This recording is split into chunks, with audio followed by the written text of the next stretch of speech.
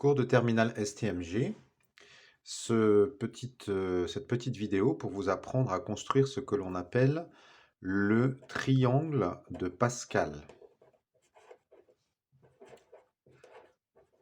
Le triangle de Pascal. Alors vous allez voir que ce triangle de Pascal en fait va nous servir pour le calcul de certaines probabilités. La construction est très simple. Vous allez commencer par dessiner ici un petit carré. Choisissez la taille du carré évidemment. Et vous voyez, je vais dessiner en dessous donc deux carrés en faisant bien attention que ces deux carrés se touchent bien sûr entre eux, et puis surtout que le carré du dessus chevauche les deux carrés. Et je peux faire ça autant de fois que je veux, avec autant de lignes que je veux, en rajoutant un carré à chaque fois. Bon, là, je le fais rapidement à la main, mais évidemment, ce sera une bonne idée de le construire à la règle quand vous aurez à le faire. Et je vais noter donc simplement ces 4 premières lignes. Alors, on va numéroter les lignes. Elles vont commencer au numéro 0, ensuite numéro 1, ensuite numéro 2 et ensuite numéro 3. Le principe pour remplir cette pyramide, alors en fait dans chaque carré il va y avoir un nombre qui va apparaître. On va commencer par noter 1 ici et on va noter 1 sur les bordures partout. Et si ça continue, vous continuerez d'avoir des 1 ici et des 1 ici. Et pour remplir un carré, il vous suffit d'additionner les deux nombres qui sont dans les deux carrés qui sont juste au-dessus. Donc vous voyez qu'ici j'ai 1 et 1, donc je fais 1 plus 1 et je vais noter 2 ici. Pour ce carré-là, par exemple, j'ai 1 plus 2 et je vais noter 3. 2 plus 1, je vais noter 3 aussi. Et donc, etc., etc. Que représentent en fait ces nombres? Alors vous voyez qu'ici j'ai noté n égale 0, n égale 1, n égale 2, n égale 3. Ces nombres représentent, dans un schéma de Bernoulli, donc qu'on a vu en cours, représentent en fait la taille du schéma de Bernoulli.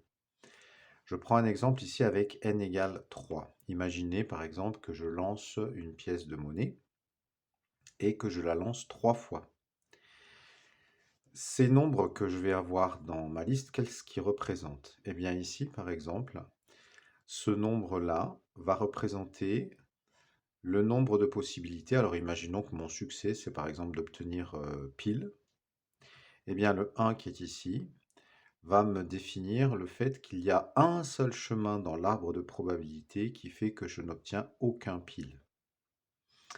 Il y a 3 chemins qui vont m'indiquer que le pile peut être obtenu une fois exactement. Donc vous voyez, là, ça va représenter 0 fois. Là, ça va représenter une fois. Donc une fois pile, il y a 3 chemins. Ça, c'est 2 fois pile, 3 chemins aussi.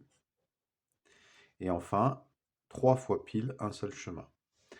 Et autant de fois j'augmente la taille de mon triangle de Pascal, autant de fois j'aurai le nombre de chemins disponibles pour un lancer répétitif, par exemple d'une pièce, donc globalement pour la répétition d'une expérience de Bernoulli. Donc je rappelle le principe, le nombre qui est au début ici, par rapport à la taille du schéma, vous voyez qu'ici ça représente le fait, par exemple, que je disais de lancer une pièce 3 fois. Le premier nombre ici représente le nombre de branches pour lesquelles il y a 0 succès.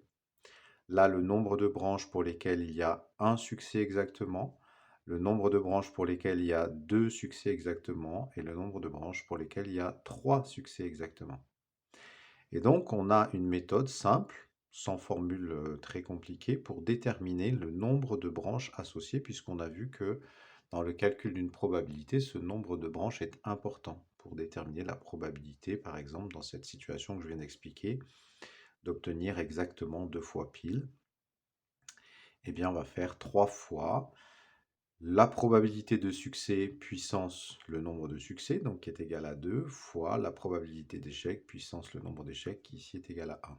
Donc, trouver ce coefficient, on a dit que c'était facile à faire quand l'arbre n'était pas trop grand à dessiner, mais imaginez par exemple qu'on répète maintenant l'expérience 10 fois, et bien du coup, il faudrait que je construise mon triangle de Pascal jusqu'à n égale 10, mais c'est assez rapide à faire.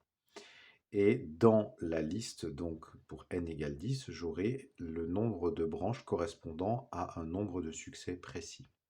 Voilà à quoi sert le triangle Pascal. Vous allez recevoir une activité qui va vous indiquer comment le construire et comment l'utiliser surtout après dans les calculs de probabilité.